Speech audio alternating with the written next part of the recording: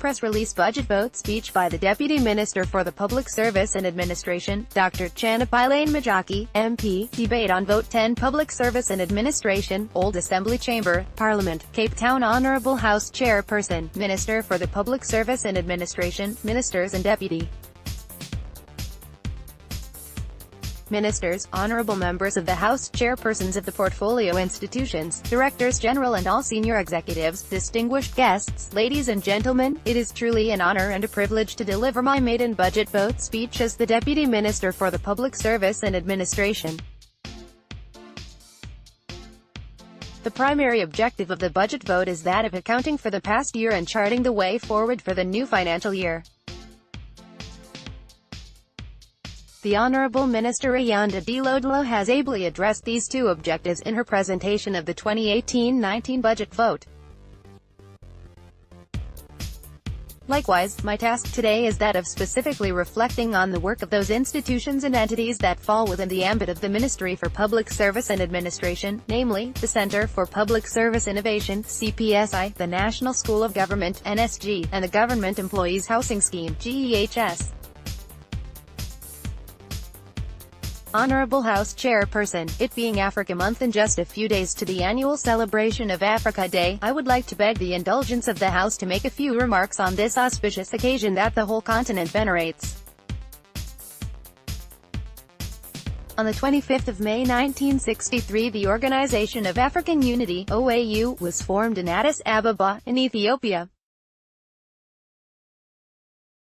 Now known as the African Union, the annual Africa Month and Africa Day, on the 25th of May, is set aside in order to reflect on the past, the present and the future of the African continent as part of an ongoing battle against forgetting. The need to keep on fanning the memorial embers of African unity and achievements is even more crucial to us as South Africans.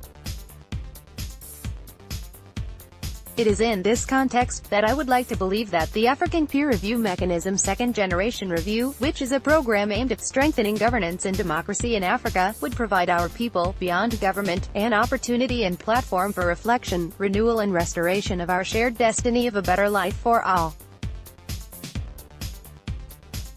This review will be more focused in a sense that it will largely concentrate on emerging governance issues and challenges facing our country at this moment. It will capture the voice and imagination of our people and enable all of us to collectively recommend solutions to our current challenges in order to build a better South Africa, in a better Africa. Some of the emerging and persisting governance challenges the review will assist us to confront include the governance of state-owned entities, SOEs, unethical corporate plunder and theft, continued racial tensions, diversity challenges, unemployment, lower levels of investment and growth, the industrialization, the low investment in productivity and extractive industries, and support to small businesses. In this regard, we will continue and intensify our collaboration and coordination with the Department of Planning, Monitoring and Evaluation, and Statistics South Africa, both of whom are part of the new APRMIMC recently approved by Cabinet to drive the second generation review. The O can count its contribution to the liberation of South Africa as one of its many achievements over the past 55 years. However, forging unity and creating a developmental agenda means that we also need to confront the African continent's current challenges and finding innovative solutions to these. The hardships that our brothers and sisters from across our borders continue to face are enormous, which makes South Africa a magnet for immigrants, both living legally and illegally within our shores. However, as one of the shining lights of Pan-Africanism, W.E.B. Du Bois notes in his seminal book, The Soul of Black Folks, and I quote, "Progress in human affairs is more often a pull than a push, a surging forward of the exceptional man, and the lifting of his weaker brethren slowly and painfully to his vantage ground." Close quote. Honourable House Chairperson, in our efforts to further move the public service forward, the Centre for Public Service Innovation, CPSI, continues to unearth innovation that would ensure that the most vulnerable among us are pulled up and not pushed away. There is a growing concern that the public service is not evolving with the times and therefore is lacking in innovation in the delivery of services. I am pleased to reassure you that we are closing this gap and new innovative measures will gain momentum in this current financial year.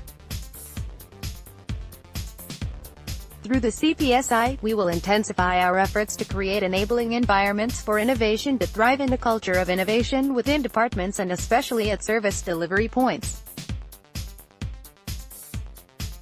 It is of critical importance to empower our teachers, doctors, nurses, police officers and frontline officials to embrace the future technology to become innovative in their own fields of expertise. Although this behind-the-scene work of the CPSI often goes unnoticed, what does not go unnoticed is a 22% increase in theater utilization, a 67% reduction in gender-based violence or an increase in matric pass rate from 53% to 92%. These are all results from projects advised by and supported by the CPSI but implemented by public servants and social innovators themselves across the country. We have further witnessed how the replication project, flowing from our annual Public Sector Innovation Awards, is going from strength to strength. To this end, one way of continuously building confidence amongst South Africans in their government is to ensure that public servants deliver quality frontline services by thinking out of the box.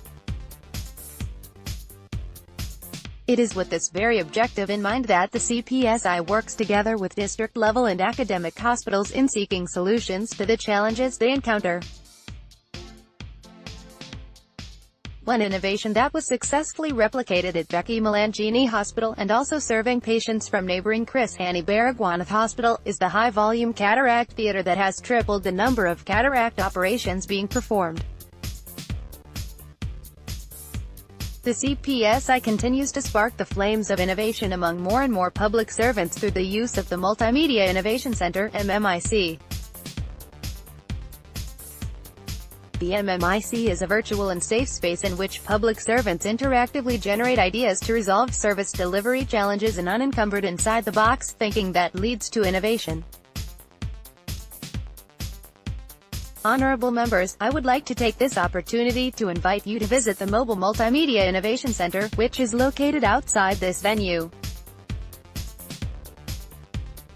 Another out-of-the-box idea is the Limpopo Revenue Enhancement Project, the 2016 Public Sector Innovation Awards Innovator of the Year. This initiative has increased the provincial revenue collection within 2 years with our $719 million.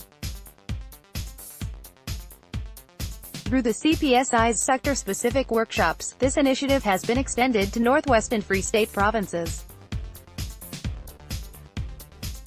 It was also further replicated in other departments in Limpopo through the prize money. Our colleagues in the education portfolio are relentlessly driving innovation through the use of information and communication technology at our schools. Sadly, their efforts to produce quality outcomes from our schooling system are being undermined by small-minded criminal elements within our communities. In 2015, the CPSI and the Innovation Hub successfully piloted the Mameza safety program within the DS Loot community, in Gauteng. Mameza, which means shout in isiZulu, works through a network of alarms that are installed in households in low-income residential areas. The smart alarms are interlinked to South African Police Service, SAPS, sector policing vehicles, police stations and community policing forums. The program involves the active participation of 45 police stations, 2,000 households and now also in 23 schools across Gauteng and the Northwest provinces. Since 2015, we have witnessed drastic reductions in crime, in particular gender-based violence in those areas where the Mameza alarm system is operative and a 100% prevention of theft of ICT equipment in schools where it was installed, as it serves as a deterrent to would-be thieves. Most importantly, the connection of alarms to local police stations has positively impacted on the response time to acts of crime by reducing the rate from 48 hours to 7 minutes. At the 2017 Public Sector Innovation Awards, for example, we recognized Mr. Sholani Fakafi, a young systems developer from the KwaZulu-Natal Provincial Department of Health. Not only are Mr. Fakafi's solutions saving his department millions of rand in technology consulting fees, most importantly is that the innovations are contributing to the provision of quality healthcare outputs. Honourable House Chairperson, Mr. Fakafi is amongst us here today, and I would like to recognize him. May you please rise. During the 2017 Public Sector Innovation Awards, we also recognized the sterling and innovative work of Mr. Skash M.K. Hontos, another innovation trailblazer who is gracing the House with his presence today. Mr. M.K. Hontos, together with his team at the Mpumalanga Provincial Department of Health, has developed an in-house solution that optimizes the dispatching and tracking of ambulances. This example of innovation in the public service saved the department some 60 million and significantly improved the response time of ambulances to emergency calls. May I ask Mr. M.K. Honto to rise, please? You will all agree that Messrs. Fakafi and M.K. Honto represent a new breed of public servants that our country would be better off when they are properly recognized and given all the support that they need. In the 2018-2019 financial, the Center for Public Service Innovation is intent on doubling its efforts in recognizing and supporting the many innovation trailblazers that we believe are within the public service. Importantly, we need to provide the resources for our in-house innovators to thrive. The CPSI is now finalizing a funding model for public sector innovation and to make it easier for government to procure innovation from our booming number of social innovators. Furthermore, during this financial year, we will accelerate our efforts to introduce digitalization across all government processes. At center of this digitalization program is the ability of government institutions to collect, analyze and share data as well as information with the aim of improving customer experience and service delivery. I am pleased to report that 5E enablement services have already been identified and delivered by various departments in the system.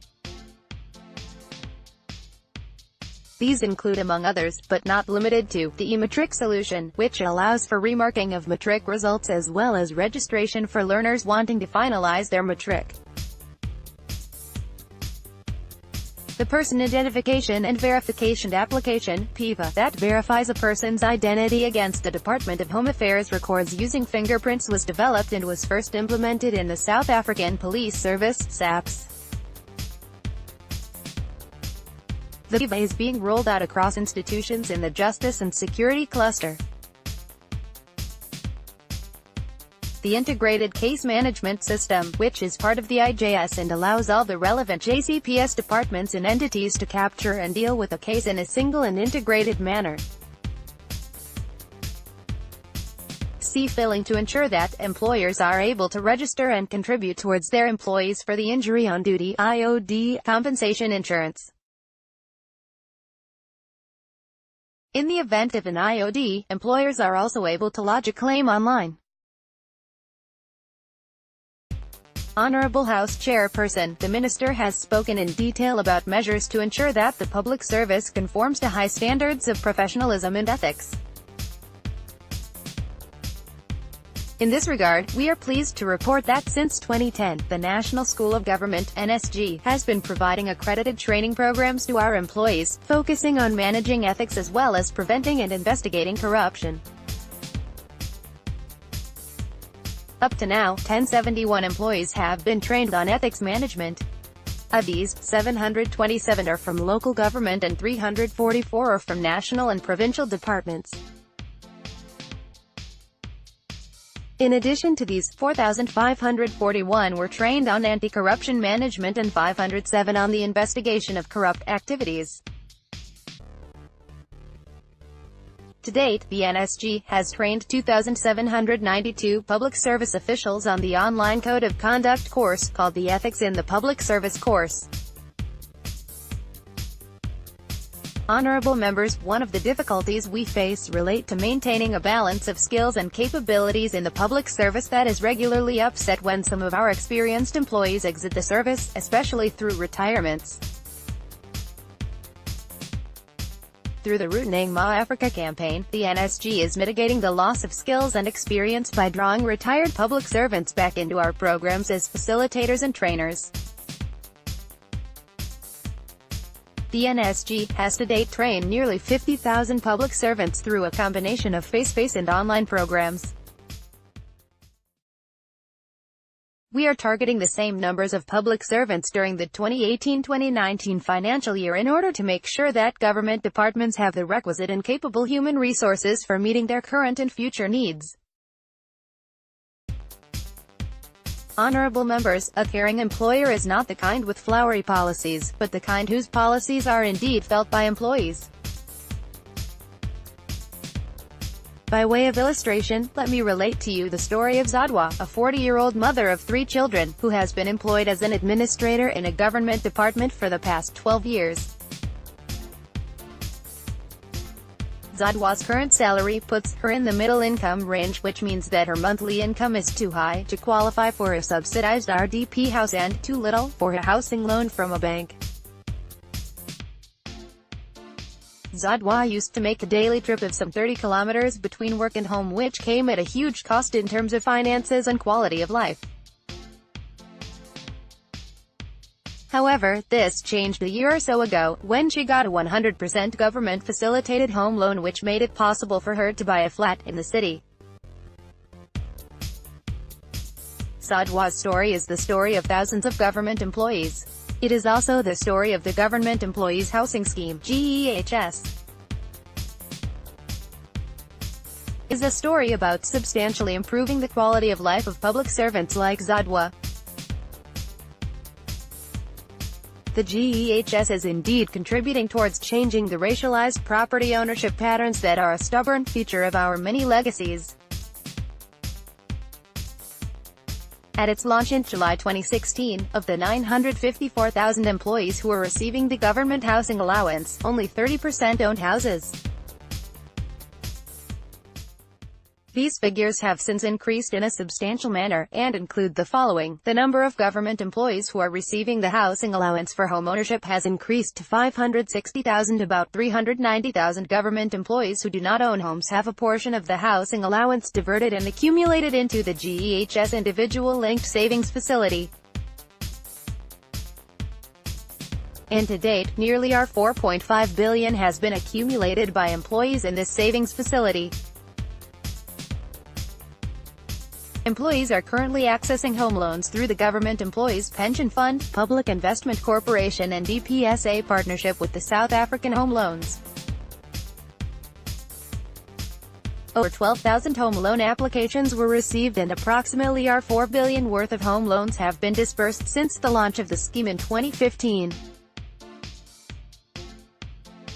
The Housing Access Loan was introduced in 2017, which is a tailor-made non-mortgage home loan product strictly for purposes of financing the purchase of a house, service and, building and/or renovating of a house owned or to be owned by an employee, including those who have a permission to occupy certificate. Since uptake in September 2017, 126 housing access loans have been approved and disbursed to the value of approximately $50 million.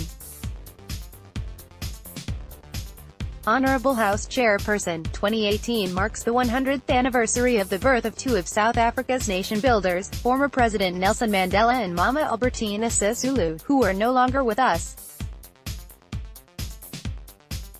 I would like to remark in conclusion that the objective of this presentation would have been more than achieved, as it seeks to paint a picture of a public service that is attuned to the needs and aspirations of all South Africans in a professional and yet innovative manner. However, the greatest measure would be getting a nod of affirmation from these two great Africans, wherever they may be, that the public service is on the right course and indeed, together, we move the public service forward. Thank you. Issued by Department of Public Service and Administration.